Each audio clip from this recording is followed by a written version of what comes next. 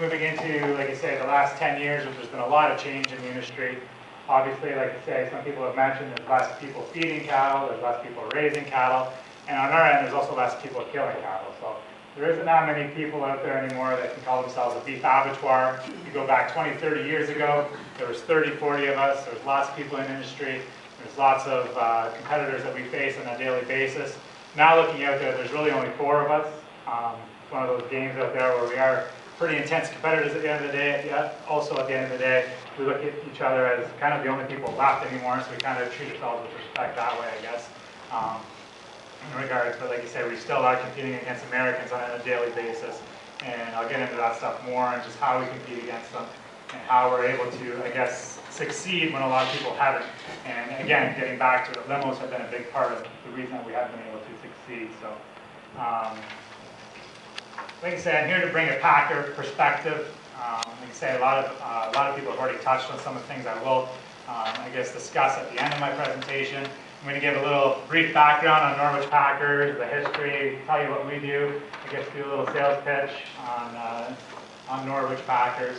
I do only have one sales slide in there that Dennis from Cargill, I'm sure will refute later and stuff like that too. But I guess we can fight it out after, but like I said, at the end of the day, we're going to go on. So I guess moving forward, like Ian said, Norwich Packers is a family business. Say my grandfather came over from Poland with my grandmother in the early 1950s. Was over here for a couple of years, saw a small little meat plant in Norwich that he wanted to buy. Had no background in the meat industry, however, had a great sense of entrepreneurship and wanted to start his own business. Had that, I guess, Canadian dream moving over here after the war. So he and my grandmother bought this little plant in Norwich and ran it as a small custom butcher shop, which every little town had one, I guess. Like I say, those are few and far between now too, but back then every town had 2 or 3 of them that, like I said, local farmers would take their 2 or 3 animals that they would eat throughout the year, bring them to these plants, and they would process them for them. It ran as a custom butcher shop for, I guess, probably 20, 25 years. It was very successful. My grandfather created a lot of relationships. Again, moving here after the war, he knew nobody. And then after, they created a lot of great friendships and stuff like that with the local community. My grandfather decided to kind of step out of the scene in the mid-1970s. My father stepped into the scene. He had aspirations of taking that custom butcher shop and making it into a wholesale business. And that's exactly what he did. He started, I guess, just by doing 2 or 3 animals a week. Grew that to be about 50 animals a week. Got some really good customers on board. Got so that he was actually getting some product moving. It was really, I guess, growing the business at a pretty exponential rate. He got to the point where he had to bring somebody on into the business. Asked within the family who wanted to come on with him, and my uncle Ron came out. Actually, my dad, I guess my uncle would say, he dragged him out of law school, I guess, to come back to the packing business. So sometimes he regrets it, I guess, probably almost on a daily basis. However, like I say, we're glad to have him on. Ron came on to the packing plant and did all the sales for the company. So my father is responsible for cattle procurement, plant management, and then Ron, who's just did all the sales for the company and kind of got on the road. So it was during this time when the 2 of them got together that Norpac really took off. We got some really good customers on board. We grew, I guess, with another distributor at the time, which was Strano, which has since been bought out by Cisco, and they were located in Peterborough. And also another big company that we dealt with at the time, a lot of people remember, were the Nectal stores. So we supplied a lot of the Nectal stores in the 80s, early 90s, until they got sold, again, to one of the big conglomerates. I think National, is one of the lockdowns. So again, the 2 people that we grew with kind of, I guess, are out of the industry now. We still are grandfathered in with some of those stores, but we have lost some of that business. That's made us diversify and just get into a different style of business as opposed to dealing with grocery chains and distributors, but more retail butcher shops, I guess, nowadays. So, my father passed away in 2004, at which time I was going to school at Oklahoma State University. I was actually graduating around that time too. So when my father passed away, he asked me to come into the business, which I gladly did so. It was definitely a lot sooner than I anticipated to do so. And again, there were huge shoes to fill. A lot of people respected my father. A lot of people knew my father. Like I said, huge shoes to fill. Don't know if I could ever do it, I guess. I do try my best on a daily basis.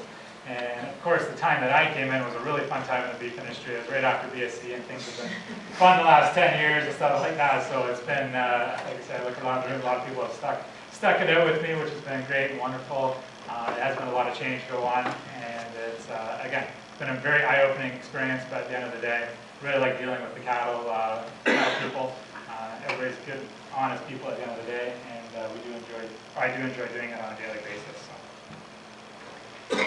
So what differentiates Norpac from, say, like I said, a big conglomerate like JBS or Tyson, Cargill, something like that, is we deal with the word niche, again, retailers, things that make us, what we feel that make our product better as compared to some of the bigger guys. We'd start, I guess, right at the ground level with the cattle that we select to feed that come into the facility and the cattle that we buy that come into the facility. So again, limos are very, very important part of Norwich Packers. I would say that probably 90% of the cattle that we bring into our facility on a daily basis are limo influenced. It used to be, again, I'll get into it a little bit later, but it used to be, like you say, a lot of purebred limos. Now it's a lot of limo crosses and stuff that are out there, just because we cannot get the limos that we need or that we want. They are a lot harder to find. But the quality of cattle coming into our facility is definitely very important. We also deal with some other side breeds, like I said, Belgian Blues, just different things like that. The customer base that we're aiming for is, again, those European butcher shops in Toronto, people that appreciate lean meat. So again, starting with lean cattle to begin with is definitely a nice, it's very important in our selection. So moving forward, back to one slide, I guess. So moving forward, like I said, the way we feed our cattle and the way people would buy cattle off of the feed is also very important.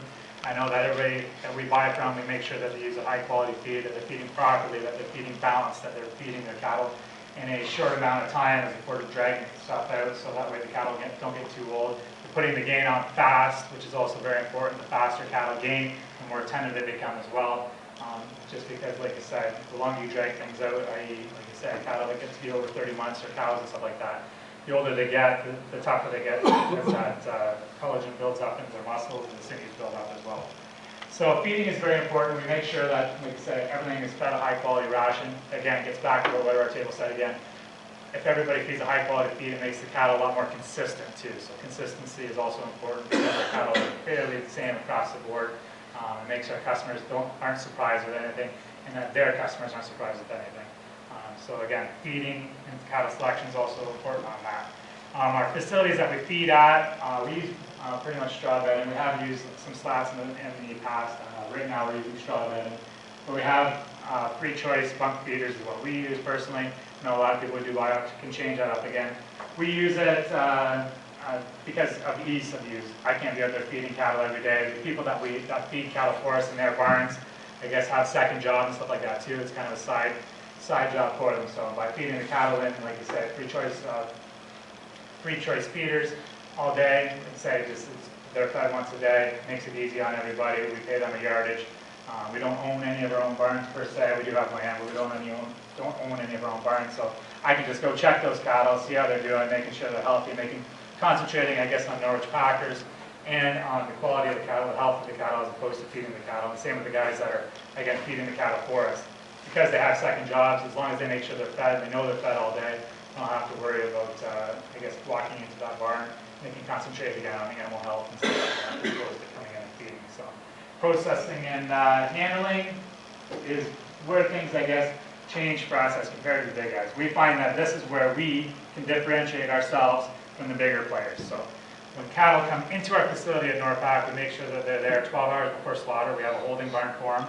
We have capacity of around 300 head, 250, 300 head in our barn that we can keep the cattle in. Any sale cattle we buy, we hold for 7 days. Now, why do we want the cattle there early, and why do we hold the sale cattle for 7 weeks? Is stress. We're trying to limit the stress before the cattle come into our facility to create a more tender product. We'll talk about it a little bit later. Tenderness is something that we believe is not necessarily,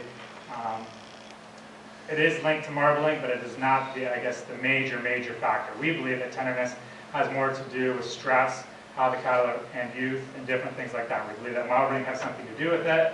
We believe that maybe marbling is 10, 15, 20% as far as tenderness is concerned, but tenderness is also based on, like you said, youth. The younger something is, the more tender it is. Like you say, just have to take a veal, for example. But also how stressed the cattle are is also very important. We brought cattle in, like you say, from a sale yard where they've been obviously trucked to the sale yard, sold in a ring, collected with a bunch of other cattle, brought back to our facility, and like I say, kill them the next day. They're obviously just going to be a little bit tougher. Reason being, we use a hunting analogy. Those of you who are hunters, when somebody, I guess, shoots a deer in the leg, it runs for 2 miles, and they give it a kill shot, I guess, after that 2-mile run, they're going to have the toughest deer they've ever had. You have the lactic acid is all filled up in the muscles of that animal. It's made it very tough and very dark. However, if they're out there at 5 o'clock in the morning in a tree stand, they see the deer get up in the morning, bang, they shoot it dead, the deer drops, it's going to be the most tender deer they've ever had, because there hasn't been a chance for any lactic acid to build up in those muscles. They're not stressed out, just different things like that. So that's the analogy we use at our plant. Because we're smaller, we're able to do that. When the cattle come into our plant, not only do they have time to rest, we also feed the cattle free choice corn and concentrate, and we also feed them hay and water. And like I said, that's an expense towards us. It probably costs us about $150,000 to $200,000 a year. It's a cost that we incur, but we see obviously the advantages of doing so because of the more tender product that it creates. Another thing we do also, like I say, we play with just different things. My dad kind of started us with just light concept as far as blue and green being kind of cattle colors, and are able to kind of, I guess, blue calms the cattle down, and green is a color that cattle, I guess, respond to very well. Kind of done tests on feedlots and stuff like that too, as far as how the cattle gain in a pen. We found that green works a little bit better, I guess, and like just crazy stuff like that. We also play the radio for them all night. So, like I say, when cattle come into our facility, we put the classic rock on as soon as they get there, so they listen to Led Zeppelin all night. So when somebody comes in the morning, starts banging a gate or two, like you said, they don't really care because they've heard Stairway to Heaven all night. Just nothing scares them. And like I said, Temple Grandin, who a lot of people do know, probably the world's most renowned person as far as animal husbandry is concerned. She deals with all the big plants. She's been at our facility twice, gave us glorious reviews. She tests the animals, where she says she can talk to the animals and just kind of see and relate to them very well because of her autism. So she noticed that the cattle at our facility are very low stress. Compared our plant to something very similar in Europe as far as the way we treat the cattle there. So treating the cattle properly is something that we believe is very, very important. Take care of the cattle, they take care of you, and that's something we've always believed in. So here's my sales sheet. So a lot of the advantages of selling to Norpac, like I say, 85 to 90% of the cattle we do use are limo influence. But we appreciate the cattle, like I said, because we're there on a daily basis. I look at the cattle before they come into the facility, or sorry, while they're at the facility, before, while they're there, and then in the cooler. My uncle would look at everything while they're there and in the cooler. So we're only doing 60 or 70 cattle a day. We're not doing 2,000, 3,000. We see the cattle, we appreciate the cattle. Like I say, a lot of people raise these cattle their whole lives, they ship them to a meat plant, and then they just become a number. The nice thing about us is we see the cattle in a cooler, we're doing cutability tests on them, we're working with the cattle, we're directly involved with them. So the work that you put in gets appreciated at our level. With a lot of other plants, I can say that I know they do appreciate them, I guess, on more of a mass scale, but we appreciate them on an individual basis. So I guess your hard work is something that we really do appreciate. Again, appreciate it. So. The cattle are fed at our facility.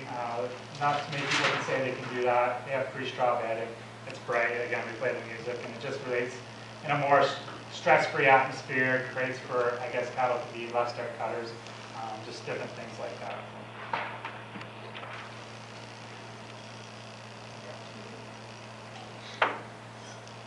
Skip one slide there. When the cattle, I guess, get to our facility, that's not where we stop as far as trying to improve the product and what we believe is, I guess, the better way of processing a product. Once the cattle come into our facility, we still do a lot of things the old-fashioned way. On our kill floor, we still hand skin. Nobody else really does that anymore. They use a lot of hide pullers. Some smaller places will hand skin. It's kind of a lost art. The reason we do so is that the ripping of the hide off with mechanical machines takes some of the fat layer off the outside. It can kind of create an uneven surface. When you're boxing the product, it doesn't really matter too much, but we do sell a lot of our product, I guess, in primal cuts. So a lot of small butcher shops will buy whole hips or whole sides or whole quarters and stuff like that. And the better the product looks for them when they put it in their windows, the better it is for us. They can be us a little bit more that way. Another thing we do right away is we still electrically stimulate the cattle, run a shock current through them. The theory behind that, it was really big in the 70s and 80s, was that electrical current uses up any energy that was left stored in that carcass and then releases it. So we still do that. Another huge thing, and you can kind of see one little picture on there, still shroud the cattle. Shrouding was something that was done in the 40s and 50s, maybe a little bit in the 60s, but what that was just put a bed sheet on around the outside, wrap it really tight, creates a nice smooth outer surface on the carcass, and creates a kind of a harder carcass just altogether on the outside. Also, what we do with that shroud is we dip that in an antibacterial solution, which kind of acts as our steam cabinets or our acid wash, because we're using a food-safe bleach solution on the outside. Kills any bacteria that's left on the inside of that carcass. So, like I said, shrouding is something that, again, retailers who buy our product really notice the difference, creates that smoother outer surface, and then also creates a more food-safe surface also. All of our cattle, like I say, after they're done the shrouding process, we red brand all the product. It's another thing we do. We make sure that our customer knows exactly what they're getting. If they wanted a AA, it says AA on their cuts as far as their strip loins. Anything that runs down the back, strip loins, blades, ribeyes, just different things like that. We make sure that we red brand all our product as well. After it comes to our, like I say, it gets into our, you can see that guy picking up, his name's Jason. He's in our cooler, I guess, 24 hours, not 24 hours a day. He's right there 24 hours a day, 4 days a week, really, but I would say 12 to 14 hours a day. And they're selecting different cuts for different people. We have a lot of retailers that select and demand a product that is, again, consistent. So if they got a AAA product with a 1/4 inch fat shipped to them last week, they want that shipped to them again this week. So Jason is the guy that ensures that they get that product. He selects everything out. I select everything. We make sure that it's all tender. We make sure that everything is good for our customers, just to make sure that they are happy. Anything that doesn't fit the criterion for them gets obviously shuffled in different directions. So we just make sure that, like I said, we have a lot of customers that, like I said, that their product, because they've got it the same for the last 5-10 years, if it's not the same, they'll ship it back to us, no problem, no problem said. Or they'll just deduct money off their truck. It's just one of those things that we have to deal with. So again, making sure that we select the right product to begin with in the cooler definitely helps us later on too. So one other thing that we are is we're a AA rated plant. We are just provincial. We're not federal plant, provincial, because A, we have enough business here in Ontario to supply or to make sure that our plant is busy, and B, we're not big enough to say justify paying for our inspection services as far as the CFI goes. So we kind of like just staying the size where we're at, being good at what we do, and making sure we just do the best of what we do. So we are HACCP approved there as well. Adam back there in the corner got us HACCP approved there a few years ago, so thanks, Adam. But it's a nice little selling feature of our product. HACCP is obviously an international standards organization for food safety. So we are HACCP, but we are AA inspected, and that stuff is all very important to us.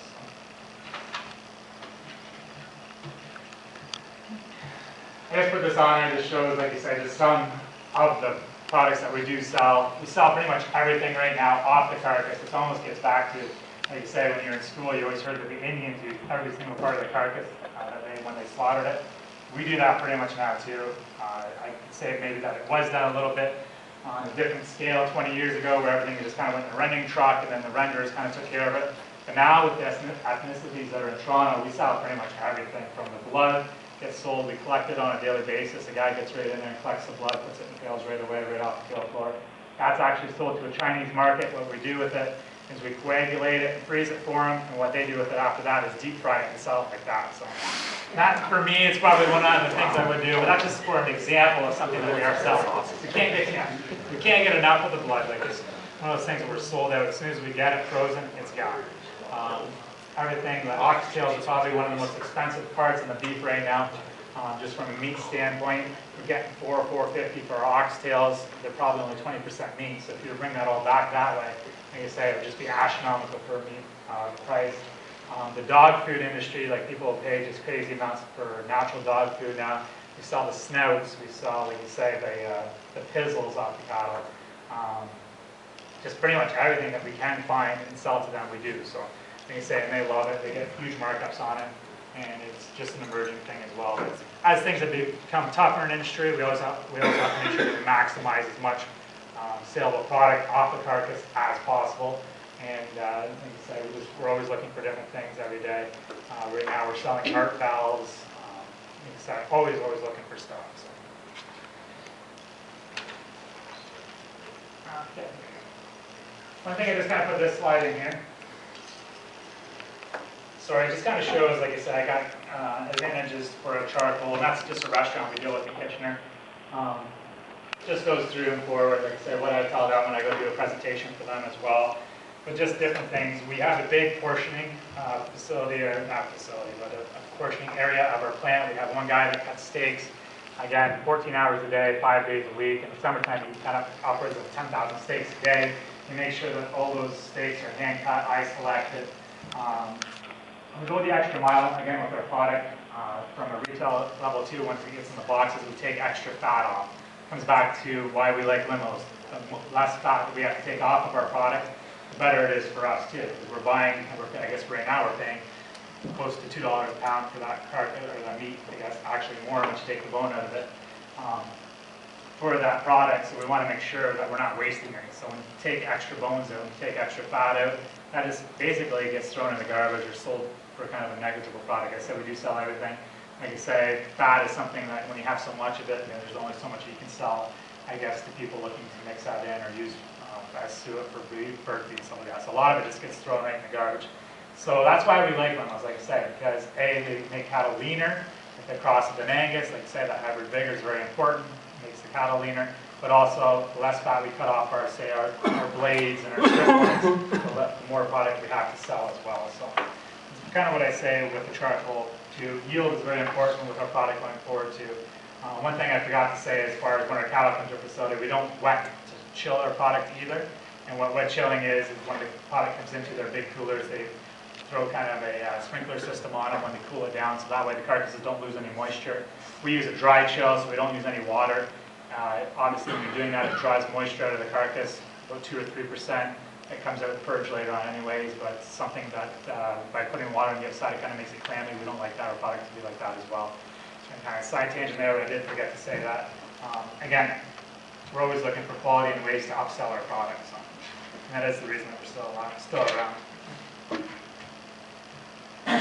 This slide is about 4 or 5 years ago, I started a family farm program. I guess the term natural was used at the time. Natural is obviously something that has really taken off for us in the last little bit. It's gone from 0% of our business to probably almost 30% of our business right now. People out there, especially in Toronto, are looking at what they eat, what they put in their bodies. Again, another niche market that, hey, we would love to fill.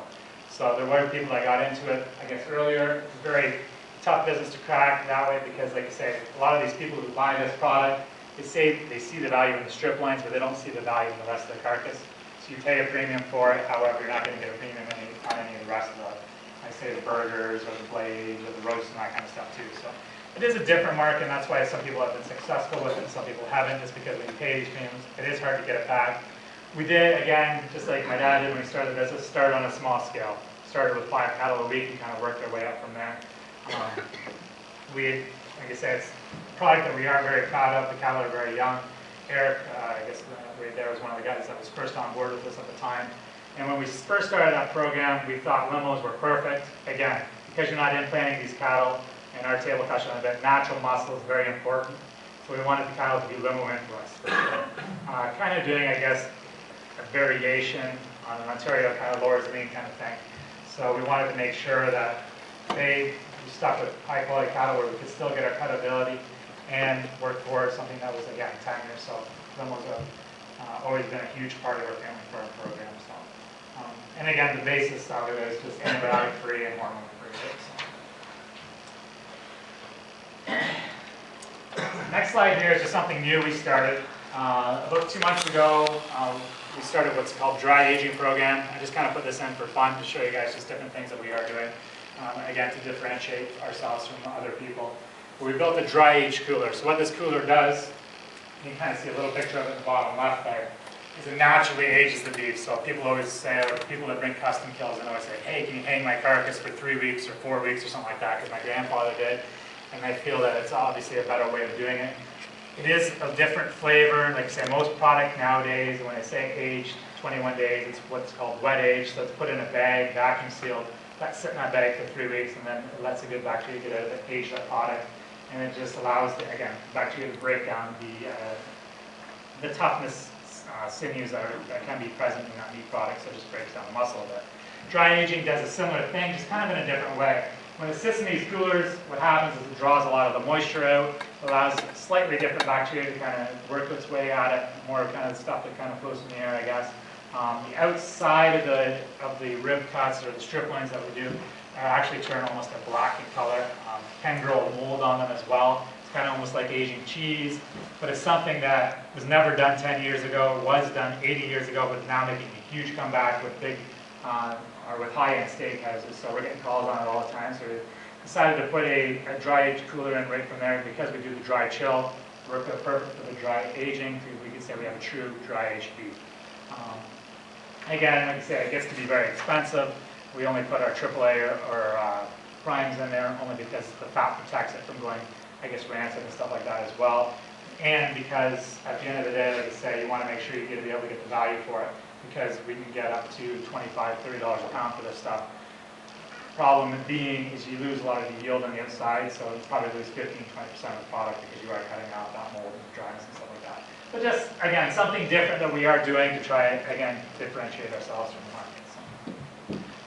So that kind of, again, wraps up the Norpac end of it. Like I said, we have 60 employees there. We do about 60 or 70 cattle a day. We are a family business. We really appreciate our employees. We appreciate the product we get. We try and have a high value or something, a product that nobody else can really match, especially locally. So now I'm going to talk on LImousin. Like you said, a lot of you guys already talked on it and why, or touched on it earlier, so I'll kind of skim through here. I know you guys are probably getting a little bit hungry too. But, like I say, my father, when he started the business, and he was always, again, working with the product, knew that limos were important to the success of Norwich Packers. It starts in our feedlots, and again, why is it important? A lot of you guys already know this. For us, feed conversion. We do a lot of testing when we do keep track of a lot of numbers at our facility. All of our cattle have an average daily gain. They're all, weighed in on the weighed into our facility on a single basis. Like I say, every animal's weighed. We keep track of all the gains. We know exactly what each pen ate. Just do it, like I say, numbers. Numbers is just something that my dad taught me. Something he always believed in, so we do know the value of limos. So feed conversion, we realized immediately was something that, hey, limos brought to us. Everybody in this room knows that. Like I say, if it was a limo, it could almost, for us, 5.5 to 1 feed conversion compared to an Angus, which might be 6.5, or Simmental, which could be a lot worse at 7 to 1 or something like that too, with our feed, right? Really found that limos put on, again, a lot of muscle with less feed. My dad always said, again, too, I keep using his for example, but he was my teacher, I guess, but 1 pound of muscle is almost twice as easier to put on 1 pound of fat. So as you're putting on that muscle, they're growing and stuff like that. Everything is, like I said, when you put that feed in front of the animal, they're putting it into the structure of the muscle, put it on a lot faster, a lot better. When you're trying to put on fat, that means things are stagnant, just, I guess, almost like the people and stuff like that. When you're just sitting in front, it's a lot harder to put it on, and it takes a lot more energy to put on fat because you're storing, right? As opposed to growing and blooming. So again, that's where the conversion comes in with limos, I think, and that's what makes it very successful. Hybrid vigor is something I really want to touch on. We touched on our table quite a bit too. So hybrid vigor, when these cattle are crossed with any other animal, it just makes them so much better. We again see the examples of that time and time again. The nice other thing about limos is the growth potentials there. You want to get some weight on the carcasses as far as just getting some size to them. Obviously, with one chart there, somebody said that they were selecting for, I guess, frame sizes back in the day. That's something that limos, I guess, did well. You can get the frame size there. You can get some weight to cut saleable product at the end. Carcass yield is also very important for us when we sell our product. The cattle come into the sale barn, you see a limo, I guess, right now. Like I say, last week I saw a limo sell for $1.31, and I saw just a generic kind of beef animal sell for $1.16 to $1.19, somewhere in there, right? And why is it so much higher? It is, again, carcass yield. When packers go to a sale barn, they pay more because they know they're going to get more in the end, too. So the more meat that's on the rail, the more value to us, and the more value to you, too. So when we're feeding cattle, we realize that as well. Just because you're not selling them live, just because you are selling them on the rail, does not mean you're not realizing that yield value. You actually probably are realizing it more if you're selling it on the rail, because you're selling